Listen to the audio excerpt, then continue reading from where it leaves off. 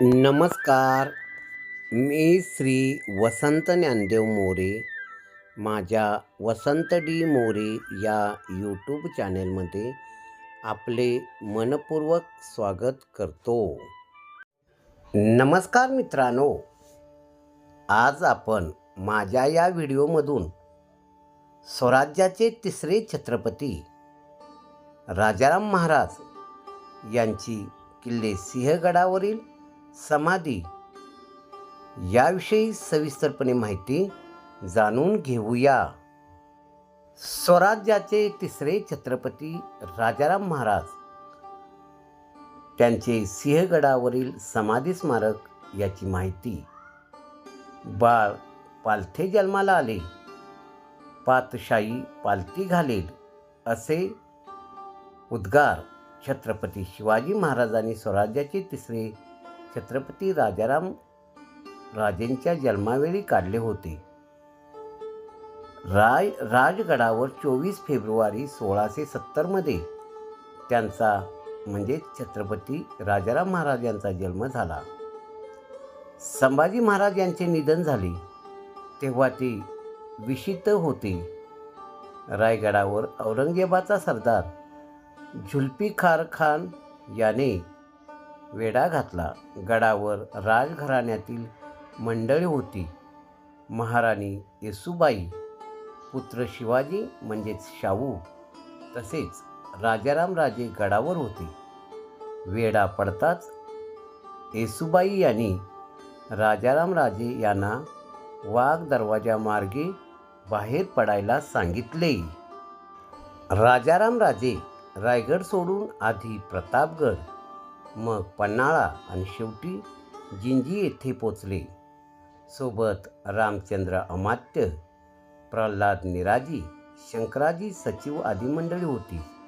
औरंगजेब एक किल्ले घेत होता. नोव्हेंबर 1689 अखेर रायगड पडला. येसूबाई आणि शाहू कैदी झाले. झुल्फिकारखानाने राजाराम राजेंचा पाठलाग केला. जिंजीला वेढा पडला. हा वेढा थोडका नव्हे तर तब्बल 8 वर्षे चालू होता. शेवटी 1698 राजाराम राजे तिकडून निसटले आणि प्रतापगडावर आले. मध्यंतरी संताजी धनाजीतल्या पराक्रमी संताजी घोरपडे यांचे निधन झाले. राजाराम राजेंनी अनेक वेळा मोगली फौजेवर हल्ले केले, परंतु दुर्दैवाने 3 मार्च 1700 त्यांचे सिंहगडावर निधन झाले. स्वराज्याचे तिसरे छत्रपती निद्रिस्त झाले. त्यांची पत्नी महाराणी ताराबाई यांनी सिंहगडावर वृंदावन आणि छत्रीवजा समाधी बांधली.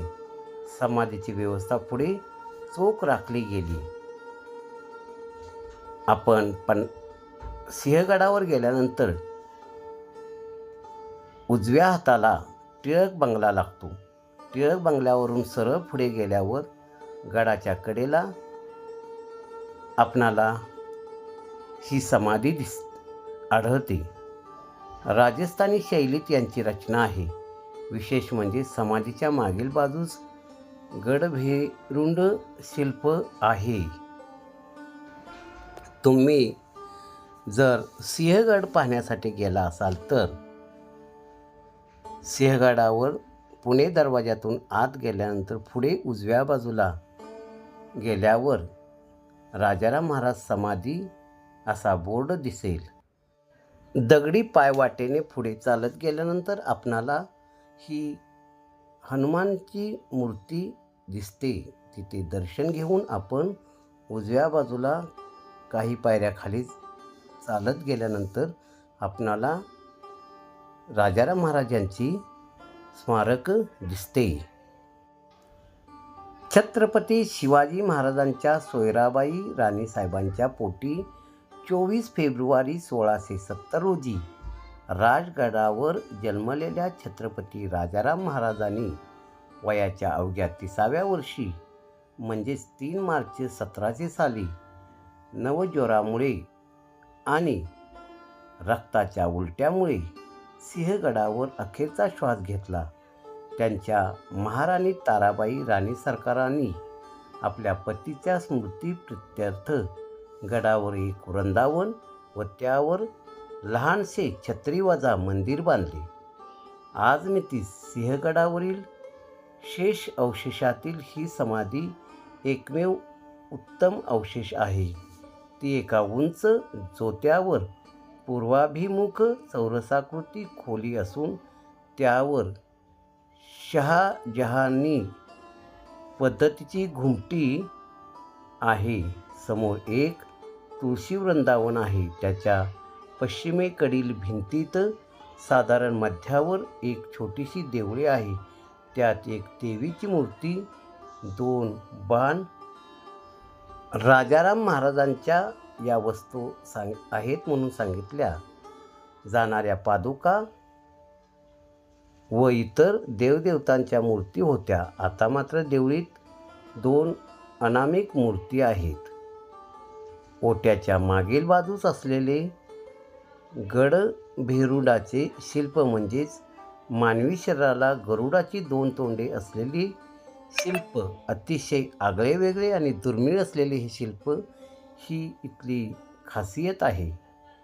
टिळक बंगल्याच्या उत्तरेकडे साधारण गडाच्या मध्यभागी असलेली ही राजाराम महाराजांची समाधी म्हणजेच महाराष्ट्रातील एक देखणे स्मारक आहे. समाधीचा परिसर शांत, स्वच्छ व मोकळा आहे.